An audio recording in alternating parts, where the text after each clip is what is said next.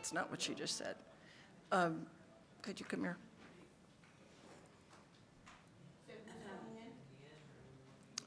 Excuse me just a minute.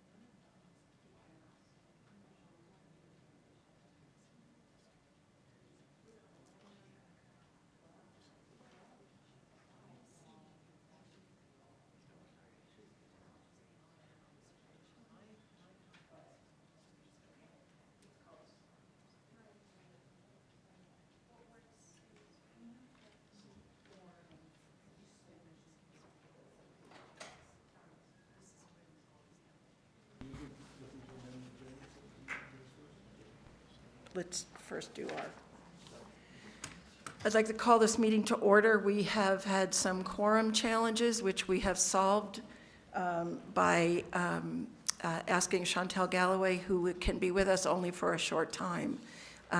She has a sick kid at home, and she has a doctor's appointment, so we are grateful to her, and sorry that this creates chaos, but we'll do the best that we can. I want to change the agenda. We need to, I'm sorry. Oh, we need to make sure that, Yeah, let's go through the first part. okay. And So the then- Pledge of Allegiance is first. Right. Let's do that. I pledge allegiance to the flag of the United States of America and to the republic for which it stands, one nation, under God, indivisible, with liberty and justice. Okay. The mission statement, advancing constitutional policing and accountability for APD and the Albuquerque community. Approval of the agenda. We obviously need to make some changes to the agenda. The first thing we need to do is for there to be, we have to get it on the record that Chantel Galloway is not able to physically be here, but she is on the phone. As vice chair, she's asked me to run this meeting.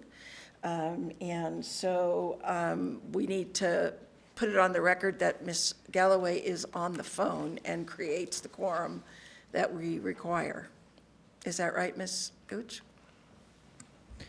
Vice Chair Fine, yes, that's correct. And so long as you, as the acting chairperson, approve her telephonic appearance this evening, you will have a quorum. Okay, I approve it. The agenda, we're going to try to move the agenda around so that the things we can vote on in case Ms. Galloway is lost to us on the phone. We will not have a quorum after that, and so we want to get the voting items in the front of the agenda. And those items include, Mr. Larson, apparently I can't make the decision to postpone your appeal till next time, so we would move your item up. I thought when I talked to you just now that it was possible for me to do that. I'm hearing from the attorney that it is not, since we do have a quorum. So I would like to move that to the front of the agenda, and if we, and we'll just do the best we can. Is that right, Ms. Gooch? So the motion is there to be an adjustment on the agenda to move that, the appeal and all the consent agenda cases and the unfounded and exonerated, that whole section 10 and 11 to the front of the agenda. Is that correct? Chair Fine, that's correct if that's what you'd like. Now you just need a second and a vote. Okay, I need a second. And all those in favor? Aye. Okay. That is the only change we're making to the agenda, and then we'll go back to the original way this is. So we will start with Mr. Larson. Let's start with you first. Oh, wait, oh, so sorry. I have someone who wants to speak. Public comments. My apologies, Mr. Larson. My apologies, Ms. Amato. You are next. You are the only person in public speaking. Thank you. For my ride today is in a hurry to leave for the train catch. Can I adjust this where it stays where I am? When I was incarcerated in the Lovelace Hospital for a month, I noticed something going on which I naively believed involved a handful of folks. And when I said I wanted to file a police report, I was rebuffed on every hand. And till this date, I have not filed a report about it. But I realized in retrospect that those people I thought were the players were small fry in the pond. And in the first 40 pages of my medical record, these people identified themselves to me by name. I didn't know their names. They tried to discredit me in my medical record to cover for themselves for fear that I would file a police report. And I'm sure what's going on in the Lovelace Hospital complex is not peculiar to that one. But what I noticed what was happening, and it also affected me as a sick patient, was that the end of prescriptions for inpatients was being stolen. Some of it was being used by staff and some was being sold. But many of the staff were also terrorized for interfering with this, that they would lose their jobs, etc. But people from every rank apparently were aware of it and involved in it. And this is just a reflection of the culture that we're in today. I was threatened, and even an attempt was made on my life at that time. I don't believe filing a report for the small fry is going to correct the problem, but it is a problem that we're dealing with as a society. Then last week, I handed in a commendation complaint form about an assault on my person at the noon hour in Nob Hill, but I believe that is a crime perpetrated against me. I should file a police report. I tried to do that yesterday. I waited from 3 to 6 hours for a police officer. They didn't have the time to get to me, so I canceled it, and I'll try to do that at another time, but I haven't heard back yet from this agency's, the way you do your, about what I filed here with this agency. Also, I had another problem, and it's also a crime also, even though the people involved don't realize that it is. At Nob Hill, I was approached when I entered the counterfeit co-op to do legitimate business. I was confronted by 4 to 5 folks, larger and younger than I, and they told me I'm not welcome there and I need to leave. So they prevented me under the city ordinance from doing legitimate business. The reason I would go there is because it's closer to where I live for the type of food I was trying to purchase. But I was prevented from doing so. And these four to five people approached me in a menacing fashion. And they said I must leave. And if I did not leave, they were going to accuse or charge me with criminal trespass. I said, I'm not leaving. They said, we'll call the cops. Okay, we'll call the cops. I waited an hour and a half. Mr. Amato, the police did not arrive. I thought that was a 30-second call. No, it's You're not not, going to even ma'am. let me finish the sentence and the concept that I'm trying to You've got communicate 3 here? minutes, ma'am, and your time is up. Okay, well, Your time's up. oh, just abruptly cut me off. That's very rude. You have plenty Okay. of time to hear me for 30 seconds. This is the type of thing that goes on in the city. I got I'm you. telling you something that you should be interested in hearing. Anyway, And the you've police already did not gone show past up your that time day, and now. I did not find out what is SOP on that type of call. Thank you, Mr. Amato. Mr. Harness, oh, yeah.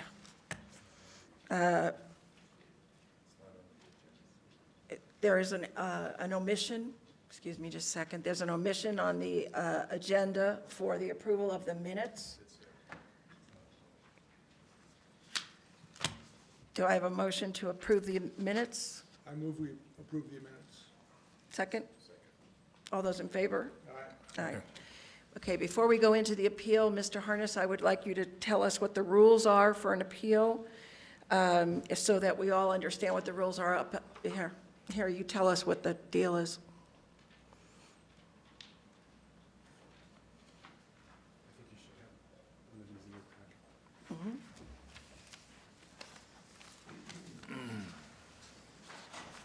This should be in a packet, he's saying.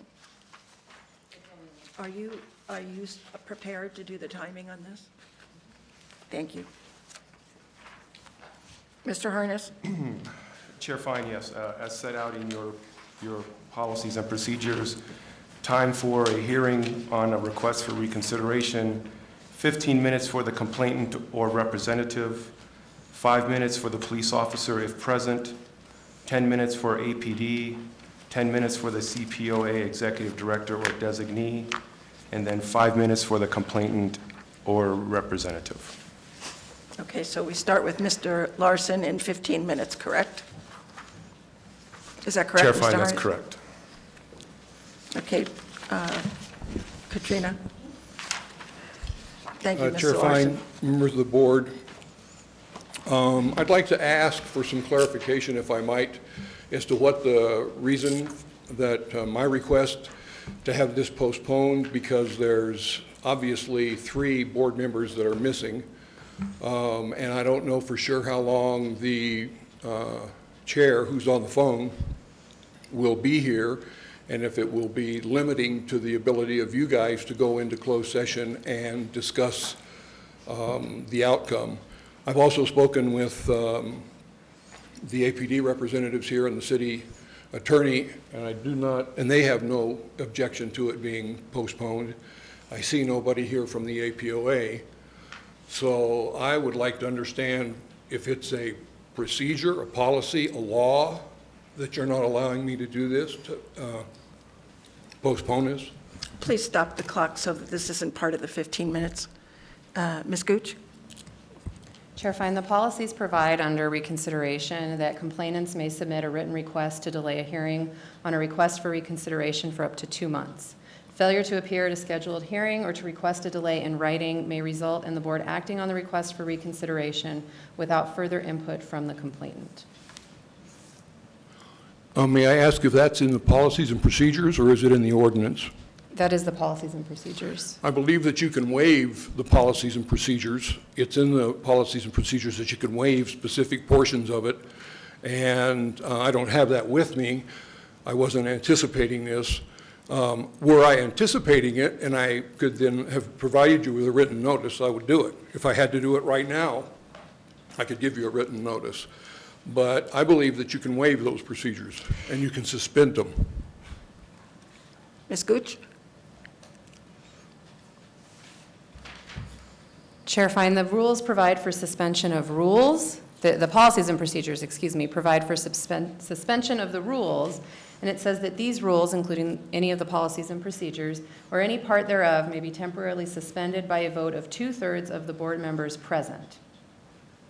And if you'd like the numbers of how many have to vote in favor for that vote to carry on a particular motion, I can provide those. There are 5 of you present, so a 2/3 vote would require a pro vote on any such motion of 4 of you.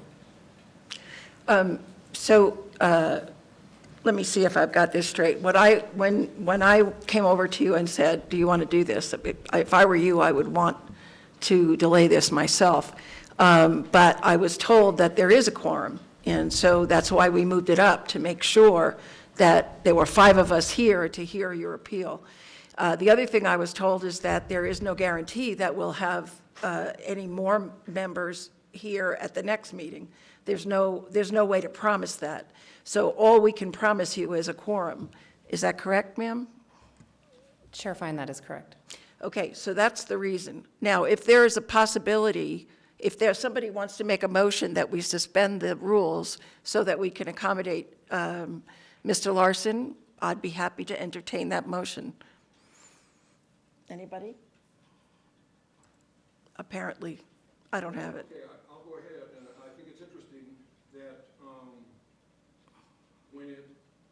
that there's a lot of procedures in your policies and procedures that you do not follow, but you decide to follow these. So when it seems eminently reasonable, I have no reason why you wouldn't. You cannot affect any discipline. I think we have a decision, sir. Would you start the 15 minutes again, please? So I want to be correct that there was no motion, nobody was interested in it. That's correct. Okay. Identifying and addressing systemic concerns of why children continue to fall through the cracks in APD preliminary responses to reports of child abuse, neglect, sexual molestation and welfare checks is at the heart of this complaint. Focus on SOP compliance, accountability, and if warranted, discipline is needed, but not the only or even the most important reason for civilian oversight investigations. The CASA requirements of the board's own policies and procedures, I guess you follow them sometimes and sometimes you don't, prescribe investigative scrutiny for potential systemic problems needing changes in strategy, tactic,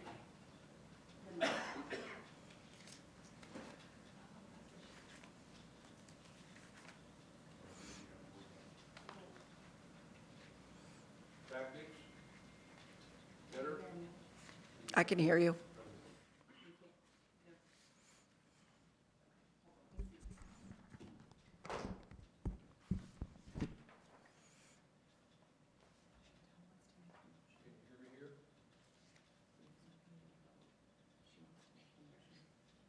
I can't go backwards, can I?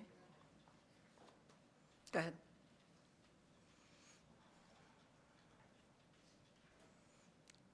Somebody stop the clock for this delay.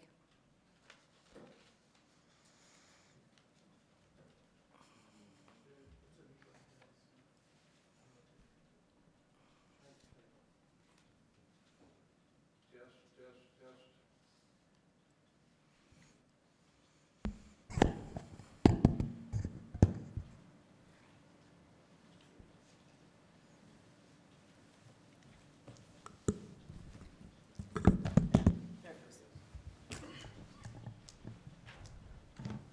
Working now? So where do we start? Start over? Would you prefer that? Would you prefer that, Mr. Well, Larson? was it recording what I was saying earlier? Katrina? What is your question, sir? My question was, did it record what I was saying earlier? He didn't say where it dropped. Let's do it over. Let's start 15. Okay, well, it's not much. I was wondering if I might trouble somebody for a water. Thank you, Mr. Harness.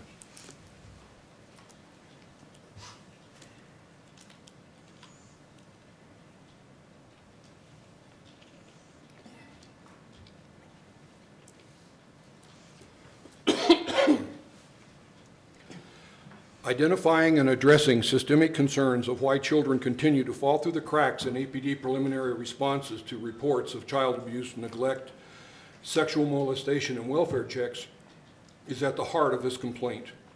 Focus on SOP compliance, accountability, and if warranted, discipline is needed, but not the only or even most important reason for civilian oversight investigations. The CASA requirements and this board's own policies and procedures prescribe investigative scrutiny for potential systemic problems needing changes in strategy, tactics, policy, procedures, or training. The oversight investigation in this case did not identify any such systemic concerns warranting notice. On 11/14 of 2017, CYFD initiated an emergency call-out about concerns for a child whose safety and well-being were at risk due to allegations of inadequate clothing, inappropriate hygiene, lack of supervision, and potential sexual molestation. The call-out was in response to a teacher's report of a 7-year-old girl, H, who went to school with dirt on her skin, her hair matted, and clothing that smelled like urine and feces. The teacher gave donated clean clothes and shoes, which she had done several times in the past, to H. When H discarded clothing was collected, the teacher noticed an apparent dried blood stain in her underwear. The teacher reported to CYFD, but not to APD. CYFD cross-reported the case to the Crimes Against Children Unit. The next day, the teacher had not heard back from CYFD and was alarmed when the children did not show up for school, so she called 911 for a welfare check. The CACU detectives violated SOP 54C 5I, 54D1, SOP 260-4 when they did not responsibly follow up the investigation of all referral issues in this case. They did not determine if the child should be removed from the environment for the child's safety as required when responding to any form of child abuse, and they did not minimally complete the investigative minimum case management procedures that identify steps for preliminary investigation. CAU detectives' preliminary investigation fixated on the underwear with the allegedly dried blood. The 7-year-old and 9-year-old children made no disclosures of abuse, and the detectives checked for signs of abuse but found none. It's unknown if the CACU detective asked H specifically about the concern of what appeared to be dried blood in her underwear. The detectives decided there was no reasonable suspicion or probable cause, and the CYFD letter says there's no, quote, proof of a crime, so there was no reason for further investigation. Without adequate prior contact history on the family, without the detectives or any other APD's officer or CYFD investigator viewing, even looking at the clothing smelling like urine and feces or the stained underwear, the detectives declined to take the clothing into evidence. The CPOA used SOP 313.3BA, Officers' Duties and Conduct Procedures, when evaluating the appropriateness of the CACU detective's decision with respect to collection of H's filthy clothing and underwear with the alleged dried blood stain. Overall context and purpose of that SOP is misapplied for the decision. SOPs 54C3, C5I, and 54D1 and SOP 2604 are much more specifically applicable. I have a handout for you that has those things. The detectives also did not interview the only non-APD CYFD witnesses, the reporting teacher or nurse. The teacher was the only person who actually witnessed the condition of H the day of the incident. She took care of the child at school. She gave her clean clothing and shoes donated to the school. She found and saved the underwear that would have provided illuminating and relevant historical information. The detectives did not further investigate the additional safety concerns in the referral of inadequate clothing, inappropriate hygiene, or lack of supervision.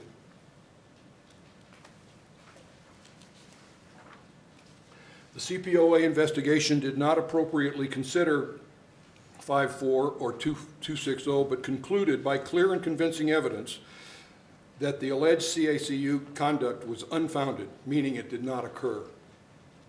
Detective C reported that he did a bit of a background investigation on the involved parties to find out their history. This suggests his awareness of the need for such information. The actual event, the extent of what the background did is not entailed and is not identified, or there's no independent verification of his claim. Here's an example of why it is so important to both Detective C's statement and to the RTCC information below. On 11/9/2017, 5 days prior to this incident, an off-duty officer assisted the same reporting teacher, in this case, in completing a child abuse neglect report. The report was regarding excessive truancy, personal hygiene, and neglect issues for H. Additionally, H disclosed her father had a new job where he would take her to go to random houses and get mail out of the mailbox. Could we pause for a second? This phone is beeping. It's distracting. Oh, it's just another call. Let me reject it. Do you know how to reject your incoming call without answering it? Answer it and hang up.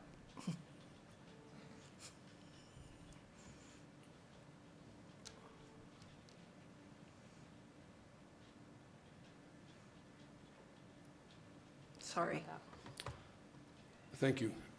Additionally, H disclosed her father had a new job where she would take her to go to random houses and get mail out of the mailbox. She would put things in and take things out of the mailbox for her father, and that they have to be sneaky, and the job pays well. H has missed an excessive amount of school, and the teacher is concerned about educational neglect due to her truancy. On numerous occasions, H has arrived at the school looking disheveled and unkempt, and at the time appeared that H had not bathed for some time due to odor. The reporting officer did not forward the report to any other unit to investigate the alleged federal and state criminal allegations, and that the incident was not further investigated by CPOA. By that, I'm not meeting the allegations, but why wasn't something done? The report was forwarded to CYFD, but not CACU because it would not have met their criteria. Not meeting CACU criteria was cited as the reason for not responding in the Victoria Martins case. The CPOA investigation does not evaluate the CACU criteria for any potential violation or systemic concerns. Officer A violated SOP 292-3 and 260-4 with numerous failures to minimally complete requirements for a preliminary investigation and to report the incident fully and accurately. Officer A and Officer R interviewed the parents and H and J. Officer A interviewed H separately in the hotel hallway, and he asked her if she'd been injured or bleeding anywhere, and she said she had not. Officer A then went to the teacher, interviewed the teacher at school. Incomplete reporting, as well as 2 instances of absolutely wrong reporting, are identified from comparing Officer A's report against his lapel camera video. The teacher reported that this is a daily thing. It has been an ongoing thing since the day one when the kids came to school, referring to them as being dirty and in dirty clothing.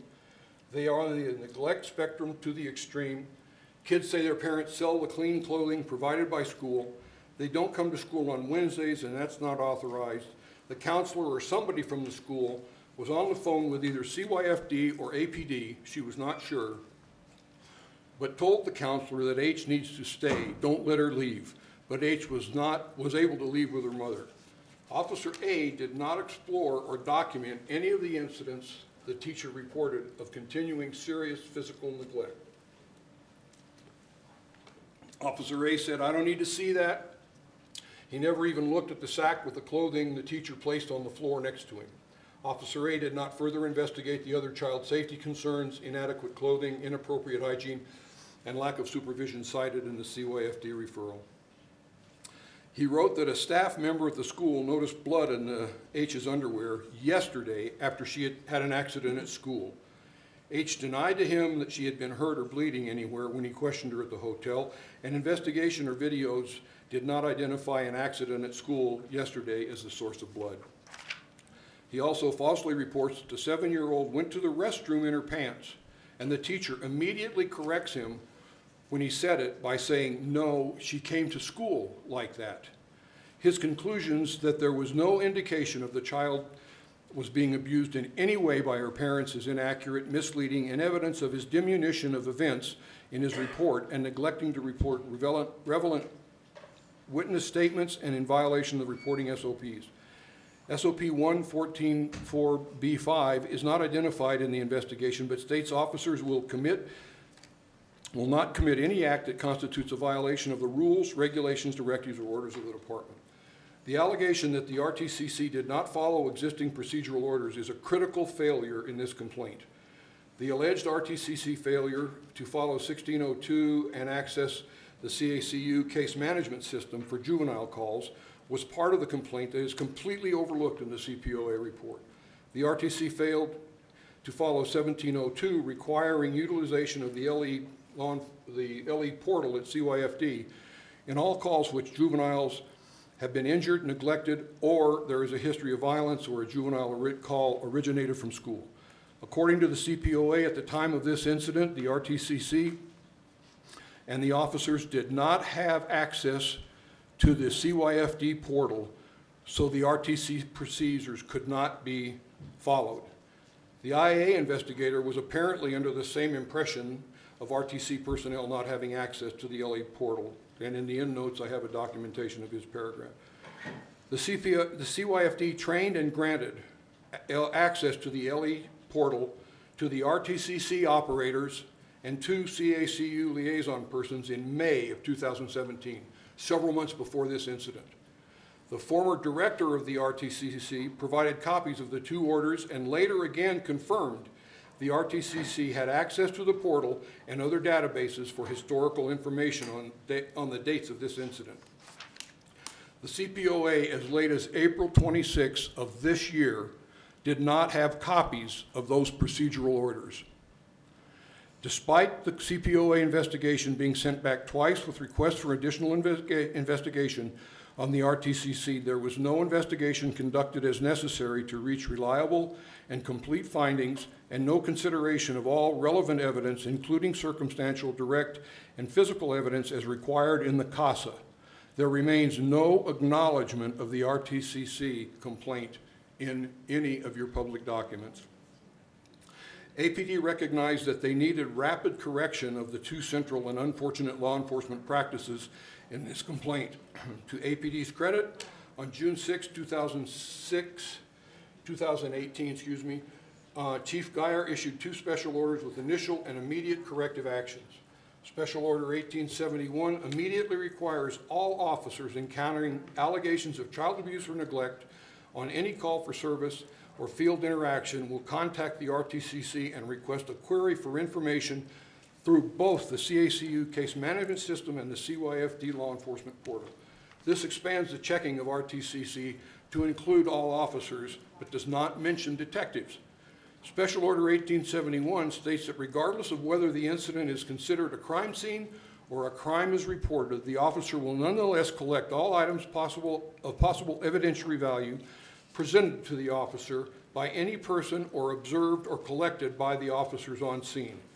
Both the new special orders are a step in the right direction, but the board should review them for sufficiency, consistency, training, and how they are being implemented.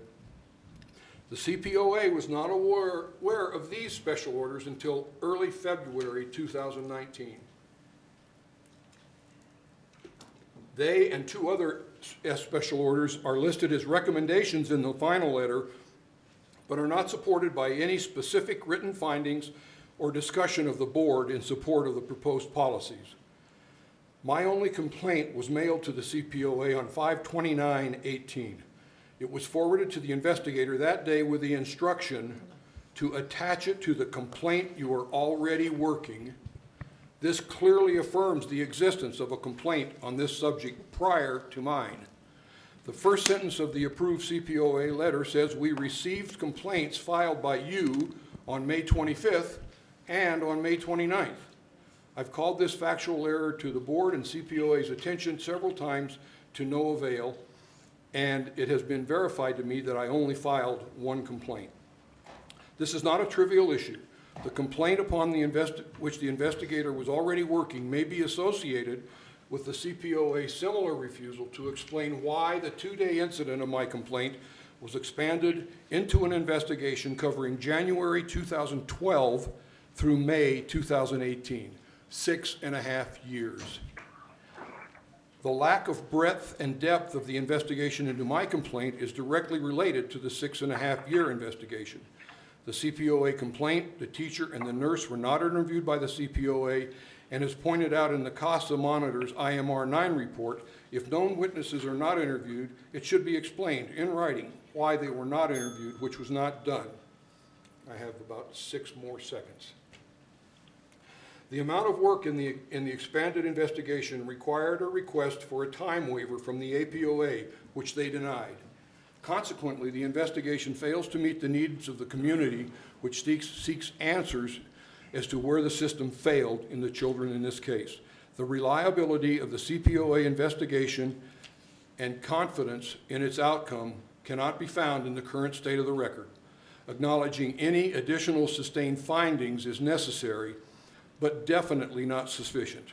Seeking recommendations that reduce children continuing to fall through the cracks in APD's responses is the heart of this effort. With that in mind, the investigation needed much more attention to detail and thoroughness of inquiry than 6.5 years. Fresh eyes of an independent audit are needed and may enlighten the board for improvements needed to ensure the quality of the CPOA investigative process and reporting. Otherwise, adding civilian complaints to the Journal's editorial today, this isn't the police oversight ABQ was promised in 2014. Thank you, sir. Mr. Harness, will you, Ms. Gooch, you have something? Vice Chair Fine, thank you.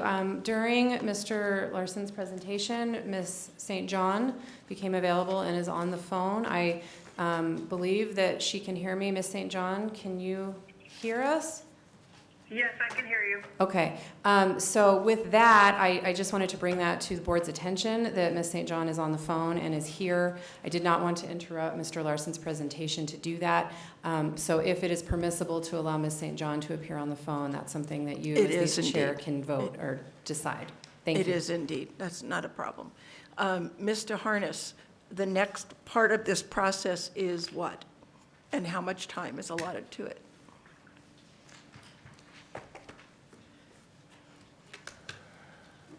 Chair Fine, if 5 minutes for APD officers, if present, Are they? And, Is anyone, no one's present from APD? and then For 10 that. minutes for APD, and then 10 minutes for myself. Okay, sir. So I guess we're there. Chair Fine, Honorable Board, first off, let me go through the investigative timeline.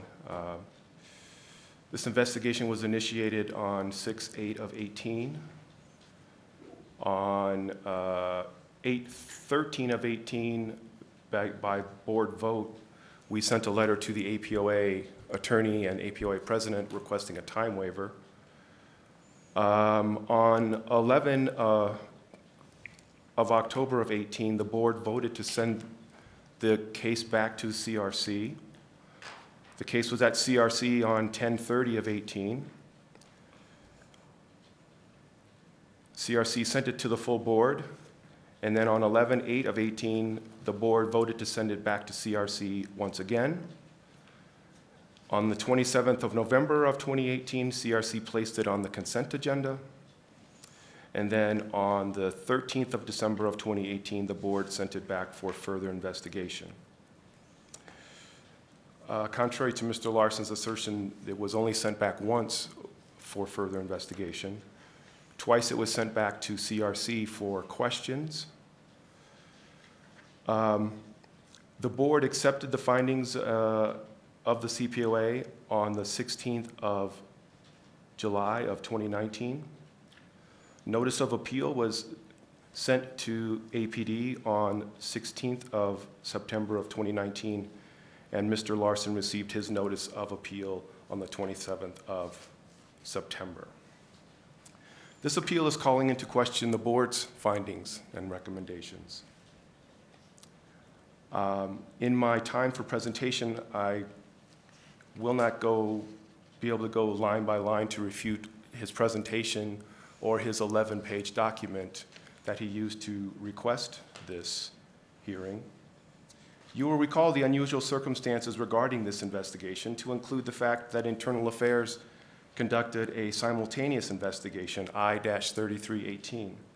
That investigative file was made available to you for review prior to your decision on July 16th of 2018, and made available to you for this appeal process, as well as the investigation file 132, CPC 13218.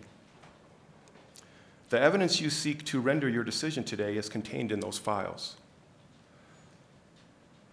Mr. Larson expresses concerns the agency did not reference certain memos and special orders issued in June of 2018. An investigation cannot hold individuals responsible for standards that did not exist at the time of the event. Mr. Larson is a third-party complainant. He has no actual knowledge nor evidence to present regarding any of the events in CPC 13218 or I-3318. He is only presenting his interpretation of events either based upon unsourced materials or news media reports. That is not evidence. Mr. Larson has been granted greater access to this board than any other party in any other complaint. He has spoken to or emailed subcommittee members. And so I ask you to reflect on your information bias. I ask you to evaluate this case based upon the information that you have. And I ask you, on what are you basing your judgment for today's appeal? Simply making an accusation or an allegation does not make it true. What actual evidence do you have before you or was made available to you on which you will base your judgment? In Mr. Larson's letter requesting the appeal, he requested a rewrite of the findings letter, and he requested an audit. Mr. Larson has requested relief that's beyond the scope that's available to him today. APQ Ordinance 9-4-1-9A defines this board's appellate relief, and it as follows.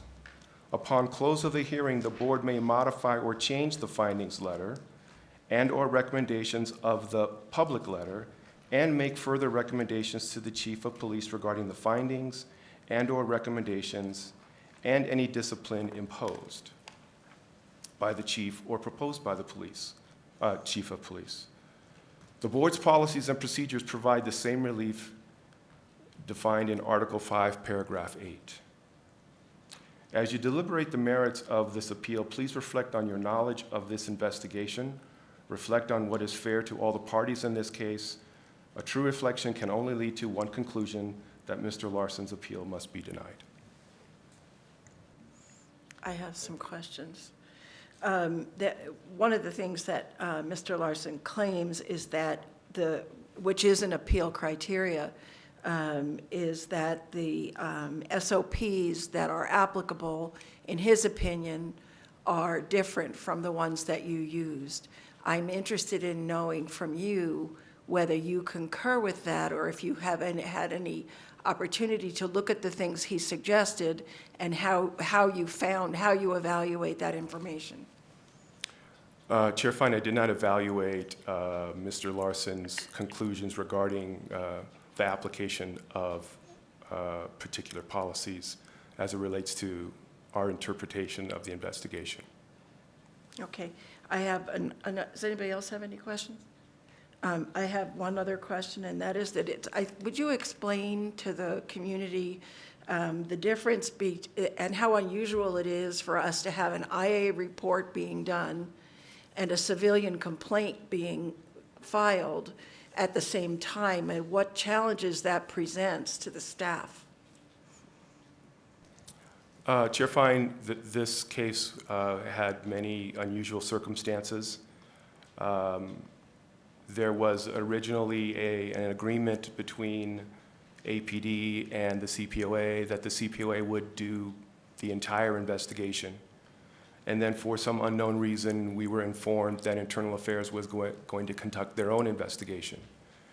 So you have two different entities examining sometimes the same events and sometimes not the same events. We looked at Mr. Larson's complaint and believed that he was looking for systemic questions regarding this particular family and how did, in his words, they fall through the cracks. So that's why we expanded the scope of the investigation to try and find how many contacts this family had with APD. So that's why we covered 6.5 years. And that does not include CYFD contacts, and it does not include BCSO contacts. Because we wouldn't have access to that information, is that correct? Correct. And so there's also the fact that when the police call, people will make themselves available to the police, that they will not make themselves available to a CPOA investigator. There were attempts to contact the nurse. There were attempts to contact the teacher through the school platforms, and those were unmet with a response. There was also requests from CYFD for information, and information was not given in that instance either. The monitors reviewed both of those investigations and stated that it's not a good practice for us to have parallel investigations going. Where one has jurisdiction, I think in this case, evaluating it, the CPOA had the jurisdiction. However, there were lots of pressures from outside that Internal Affairs decided that they needed to do an investigation as well. So those are the circumstances. In this case, APD was transparent and said, CPOA board, you can come and review our file and you can look at the information. and you can see how we concluded our investigation. There were different findings. There were more sustained violations in the I file than there were in the CPC file. And that's a function of not looking at all of the events all the same way. Yes, yes, sir. So I think you've answered this question, but Mr. Larson had access to the investigative file that the CPOA, the investigation the CPOA conducted. Is that correct? And did not have access to APD's internal affairs investigation? Chair Fine, Board Member Dr. Cass, Mr. Larson was granted partial access through an IPRA request to both files. Thank you. Do you have any questions? Sure. I have a couple questions here. The complainant alleges that there was this factual error in it, however minor one may consider it to be, but that there was an acknowledgement of 2 complaints when in fact there was only 1. Can you expand on that?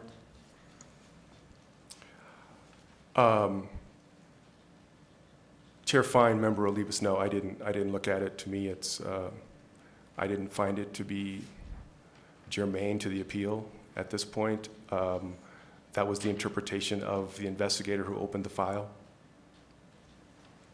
Okay, my second question would be, as the complainant states and our policies and procedures also outline, why was this outreach to the teacher, the nurse, other interested parties that you said was done? Why was that not documented in some way in the complaint, that outreach was performed and it was not fruitful there?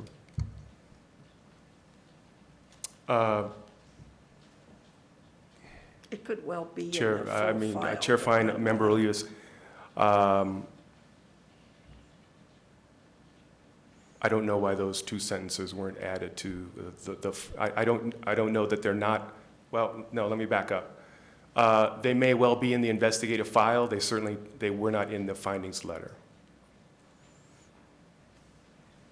Mr. Waits, do you have any question? I'm sorry, but Chair Fine and Member Olivas, this file and this investigation was reviewed by the monitoring team, and that was not a discrepancy or a shortfall that was found in this investigation. So that would lead me to believe, having not looked at that file in a bit, that information was there.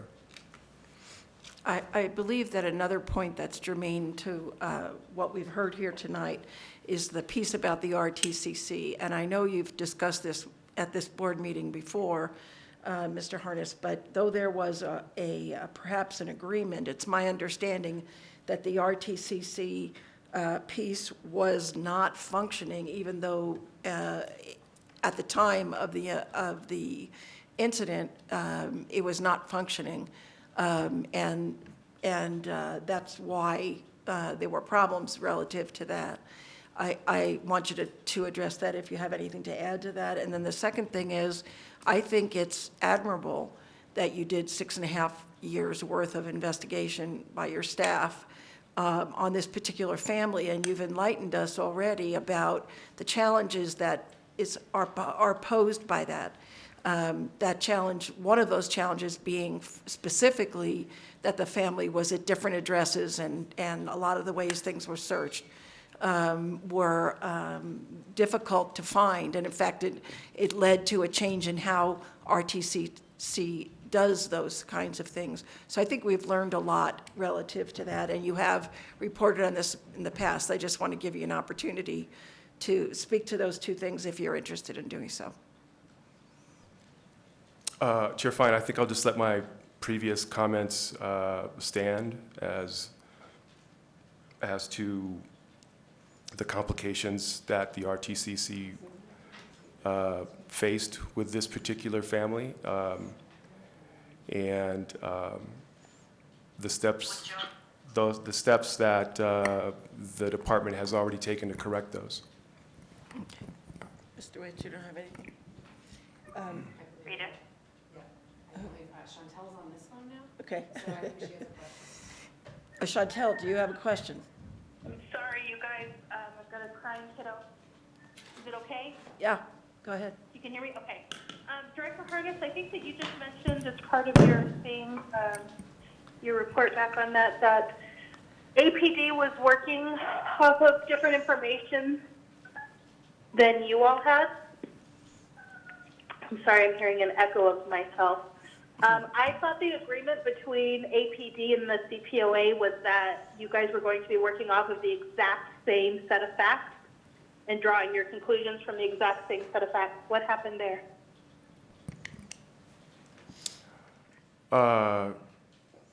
Chair Galloway, by phone, Chair Fine, by phone, Chair Galloway. That was the agreement that we reached prior to the internal affairs investigation shutting down at one point, and then it picked up subsequent to that time, and so we did not operate.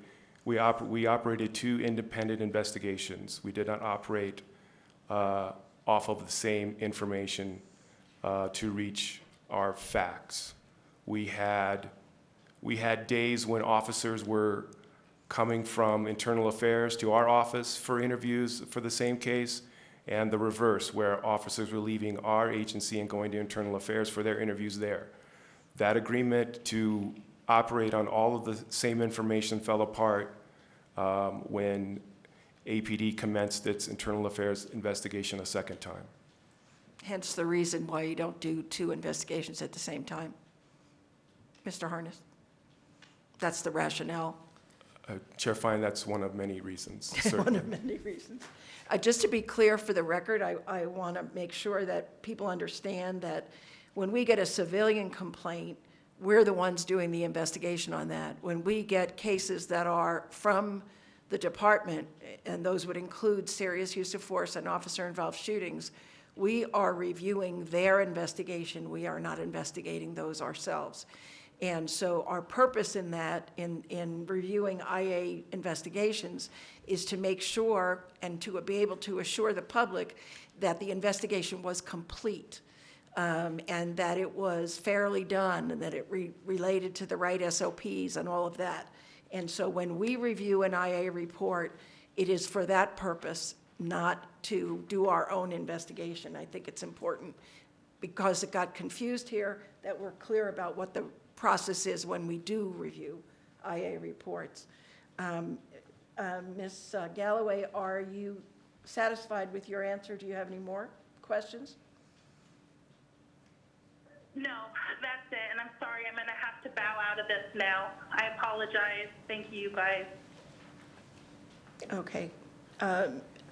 Ms. St. John, do you have any questions?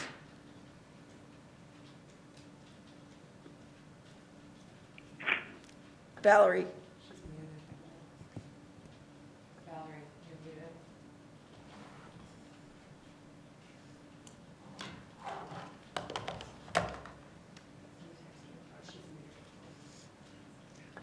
Okay, does anybody here have any more questions? No? Do we have, I would entertain a motion on, this is more process. Okay, what is it? Chair Fine, Mr. Larson has 5 minutes to conclude. Oh, my bad. Okay, thank you, Mr. Larson.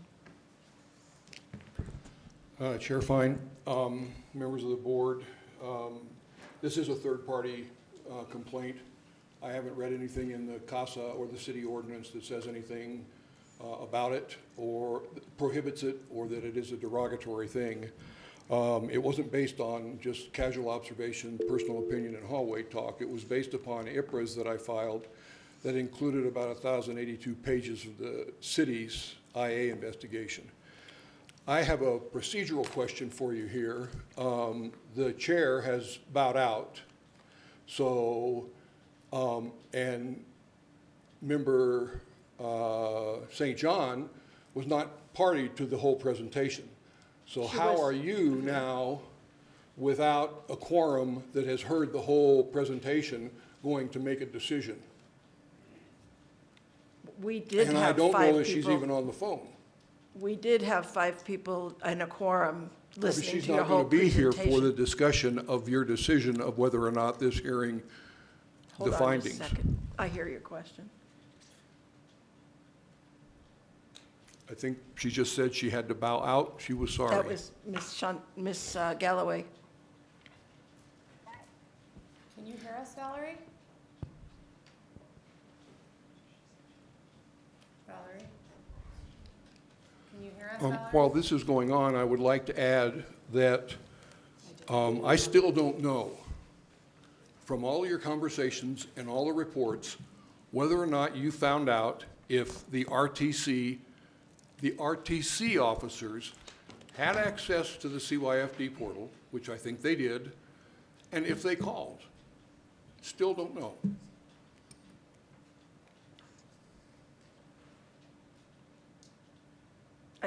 We need to know if Ms. St. John is on, that's why I'm waiting. She was on, she's off, she was on. She's been watching the whole night, but I'm just trying to.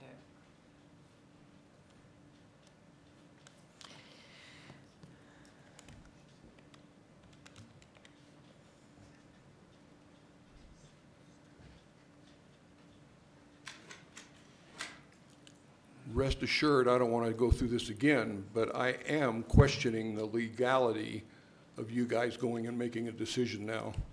She's our lawyer, we're going to wait for her opinion. Yeah, but I would just like to clarify, I think we should establish that, we have had a quorum all the time with Ms. St. John, who has been watching at least, which is the important part of the quorum in this case. So I think we will establish that before we, finish this process. well, I would say that based upon what your counsel has been saying, she's on again, she's off again, she's on again, and the fact that she's watching Let's wait on till she can television reply to you. does not necessarily constitute that she is in compliance with being in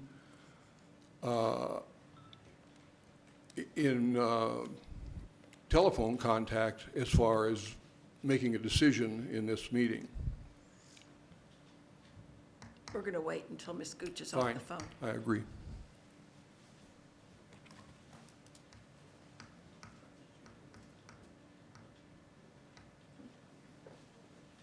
We had more than we needed.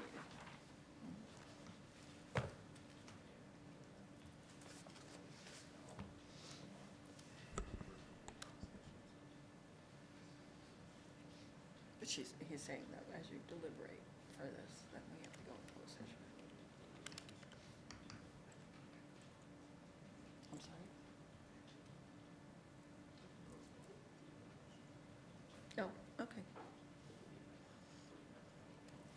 I have to just make sure it's cool with her. Mhm. We don't have to do it again. Is that what you're saying? Yeah.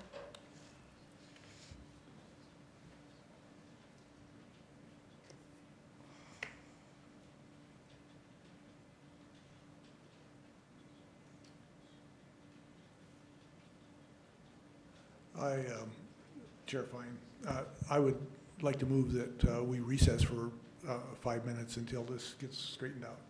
Can we do that? Sure. Yeah. Second.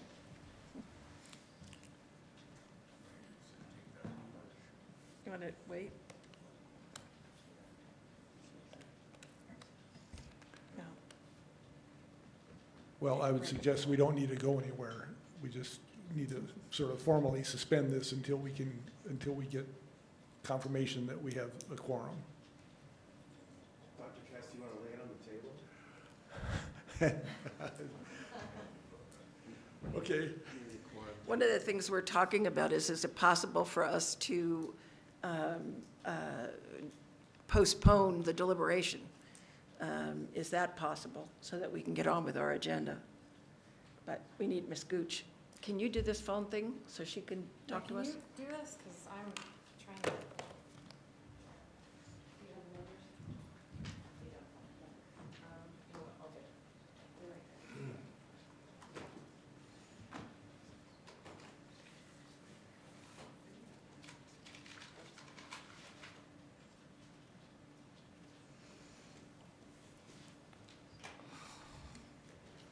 Chair Fine, let me first clarify, when I said she's on again, off again, I accidentally hung up on Miss St. John when I was standing over there. It wasn't until that point that she was not on the phone. So I apologize that it was imprecise in what I was saying. I also wanted to let the board know that when I first made contact with Ms. St. John, that she had said she was watching the TV for the evening, and she was glad that she was able to reach out and be on the phone. So I want to clarify that for the record. I believe there were other questions asked of me, but I apologize, I don't remember what they were. Mr. Larson, would you state your concern again? Well, I don't know that when the record will show, the minutes will show that Member St. John actually got on the phone and became part of the meeting. We had a quorum anyway, though. And there was a quorum at the time, whether she was on the phone or not. Right. But now, that member of the quorum that you're relying on is no longer available. And she was was on the phone the whole time, so she was declared by you as being a part of the quorum. I don't believe the record shows that Valerie St. John has ever been declared by the chair as... I did say she was part of the quorum. I did before. Okay, I apologize. In any event, right now, I don't think that you guys have a quorum to go and decide this case. And if you do say that you have a quorum with St. John, I don't think that that's going to be valid, and, you know, I'll have to talk to my attorney about it. Ms. Gooch, is it possible for us to delay the deliberation on this and not have to go through this whole process again? Is that possible? Chair Fine, yes, anything with a vote from the board that's seconded and passes with the right amount. And then we could just do the deliberation at the next board meeting? Could we do that? Chair Fine, that is correct. Unfortunately, because we haven't been able to get Ms. Fine back, Ms. St. John back on the phone, we have lost a quorum to do any action at this point. So I believe Mr. Olivas, Chair. Okay, then why don't we do this? Why don't we take our break and see if we can resolve this problem? And if we can't, we're done. We'll dissolve this meeting. And if we can solve this problem, then we'll move on. Is that okay? Chair Fine, that is acceptable if that's how the court would like to proceed. I would like to clarify, there are things on your agenda that the board can hear and listen to in the absence of a quorum, where there's no action that's going to be taken. The board still, for the rest of the public and the rest of the folks that are here, the other parts of the agenda, the reports from the subcommittees and the reports from city staff, those can still occur in the absence of a quorum. Okay, but I'm talking about taking a break at this time because we're at an impasse, as far as I can tell. Is that okay? Chair Fine, that's fine, yes. Okay. Shall we just take our break? And then we'll come back. Pardon me? Oh, I'm sorry. I have a parliamentary question here. Are we able to take a vote on a recess without a quorum? I know we can adjourn, but... Chair Fine, Member Olivas, you have to be able to end your meeting if you do not have a quorum. I believe that taking a break and voting to take a break, I don't know that you necessarily must vote for that. I believe the chair can just say that we are going to take a break to get through that impasse. We're required to take a vote to go into closed session, but if we're just taking a dinner break, then we're just taking a dinner break. That's what we're going to do. Bye. We'll be back. Chair Fine, thank you, and board members, thank you for hearing me. I'm excused, right? Sure.